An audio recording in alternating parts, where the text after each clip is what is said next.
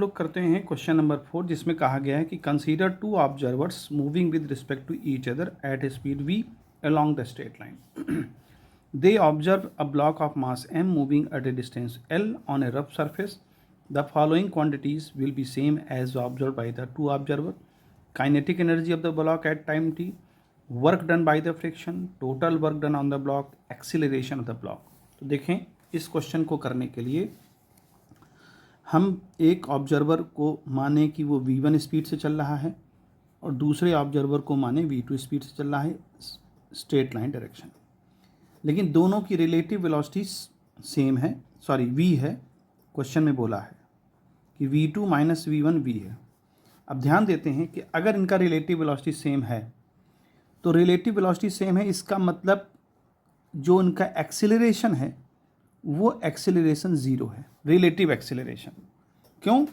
क्योंकि अगर मान लीजिए रिलेटिव एक्सेलरेशन कुछ होता उन दोनों का तो उनकी वेलोसिटी, रिलेटिव वेलोसिटी कांस्टेंट ना होती, यानी समय के साथ जो उनकी अपनी अपनी वेलोसिटी है वो जो भी कुछ हो, लेकिन उनका रिलेटिव वेलोसिटी जो है क्या आ रहा है, v आ रहा है, तो उनका एक्सेलरेशन दोनों का सेम होना चाहिए।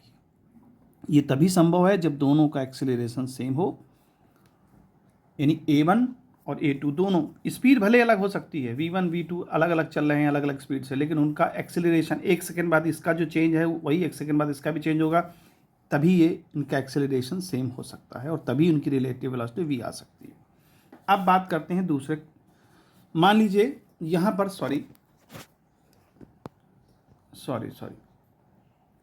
मान लीजिए यहाँ पर एक ब्लॉक रखा हुआ है, वो m मास का ब्लॉक है जो कि वो l डिस्टेंस दोनों के लिए कवर करता है और रफ सरफेस में रखा हुआ है। इसका मतलब यहाँ फ्रिक्शन काम कर रहा है, ठीक है। तो अब देखिए, पहला ऑब्जर्वर जब इसको देख रहा है तो इसका डिस्टेंस l कवर कर रहा है, दूसरा ऑब्जर्वर भी देख रहा है तो इसकी भी डिस्टेंस l कवर हो रही है। तो पहले वाली बात करते हैं काइनेटिक एनर्जी की। तो अब मान लें कि ये ऑब्जर्वर ये ब्लॉक किसी फ्रेम में रखा हुआ है और ये v0 वेलोसिटी से चल रहा है, तो जाहिर सी बात है फ्रिक्शन इस डायरेक्शन में काम करेगा। तो पहला वाला जो है ब्लॉक, जो पहला वाला ऑब्जर्वर है, इसको क्या देखेगा, half m v0 minus v1 का होल स्क्वायर, ठीक है। अब दूसरा वाला ऑब्जर्वर क्या देखेगा, इसको, उसकी काइनेटिक एनर्जी क्या होगी, half v0 minus v2 square. तो चूंकि दोनों की वेलोसिटी अलग अलग है, आप देख सकते हैं भाई v2 माइनस v1 कुछ आ रहा है ना, यानी v2 v1 के इक्वल नहीं है। तो जब v1 v2 के इक्वल नहीं है तो बाकी तो सब सेम है, तो जब v1 v2 के इक्वल नहीं है तो यानी पूरी वैल्यू जो है आपस में इक्वल नहीं, तो यानी काइनेटिक एनर्जी दोनों की सेम नहीं होगी। ये पहला ऑप्शन हमारा गलत हो जाता है, जो पहला ऑप्शन है वो गलत हो जाता है। दूसरे ऑप्शन की बात करते हैं। दूसरे ऑप्शन दिया है work done by the friction.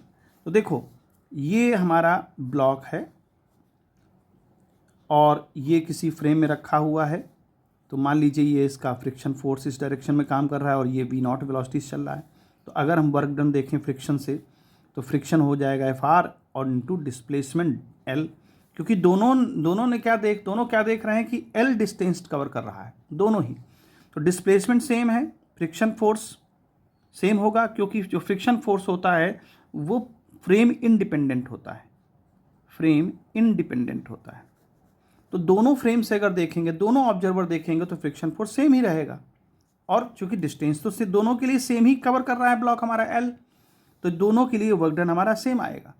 लेकिन ये जरूरी नहीं कि हर केस में ऐसा हो सकता है कि मान लीजिए ये ब्लॉक इस डायरेक्शन में जा रहा हो v0 स्पीड से, तो फ्रिक्शन कहाँ काम करेगा, ऊपर करेगा। अब ध्यान से समझिए, अगर ये ब्लॉक ऐसे जा रहा है और ये ऑब्जर्वर ऐसे जा रहा है, तो ये ऑब्जर्वर इसको कैसा दिखेगा, ये इधर जाता दिखेगा इस डायरेक्शन में। आप ट्रेन में भी कभी गए होंगे तो कोई गाड़ी खड़ी है, आप जा रहे हैं तो ऐसा लग रहा है उस दूसरी गाड़ी का ऑब्जर्वर सोचेगा कि हम दूसरी डायरेक्शन में जा रहे हैं, लेकिन ऐसा नहीं होता है। तो ये वाला जो है ऑब्जर्वर क्या देखेगा कि ये v1 स्पीड से इस डायरेक्शन में जा रहा है।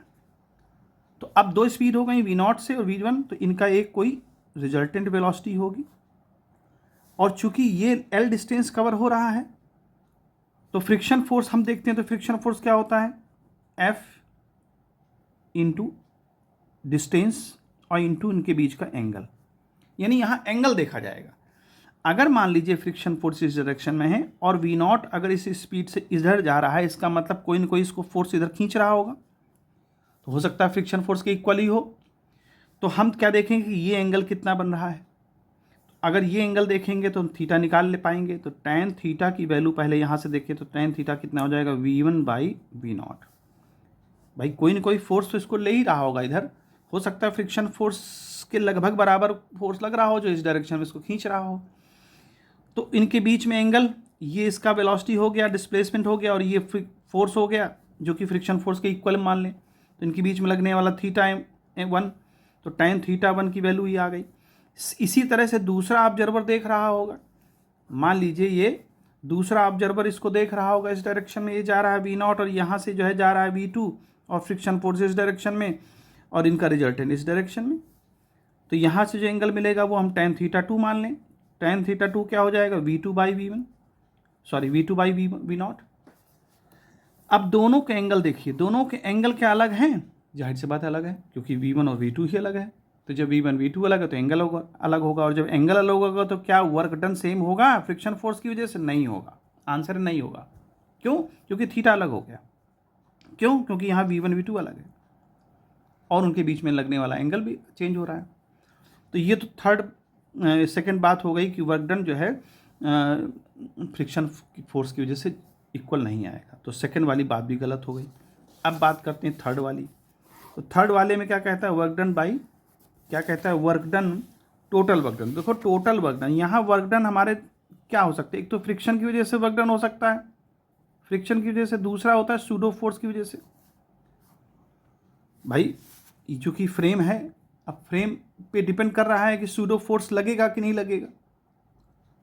क्योंकि यहाँ पर देखिए, यहाँ अलग, ये फ्रेम अलग है, ये फ्रेम अलग है और ये फ्रेम अलग है, तो जाहिर सी बात है कि सूडो फोर्स यहाँ एग्जिस्ट करेगा और सूडो फोर्स एग्जिस्ट करेगा। चलिए, लेकिन यहाँ पर टोटल वर्क डन पूछा, तो टोटल वर्क डन में हमने आपको बताया कि फ्रिक्शन फोर्स की वजह से वर्क डन अलग है, तो सूडो फोर्स भले ही सेम हो, लेकिन जब ये अलग है तो टोटल वर्क डन भी अलग हो गया। तो तीसरी बात भी गलत हो गई कि टोटल वर्क डन हमारा सेम होगा। अब बात करते हैं चौथे की। चौथा क्या कहता है, एक्सेलरेशन ऑफ द ब्लॉक। देखो एक्सेलरेशन ब्लॉक का सेम है, ये पहले ही हम बता चुके हैं, A1 और A2 सेम होगा, क्योंकि उनकी रिलेटिव वेलोसिटी जो है कुछ ना कुछ हमें दे रही है, v दे रही है। और ये तभी हो सकता है जब दोनों के एक्सेलरेशन सेम हों, एक्सेलरेशन सेम होगा तभी उनकी रिलेटिव वेलोसिटी v आएगी।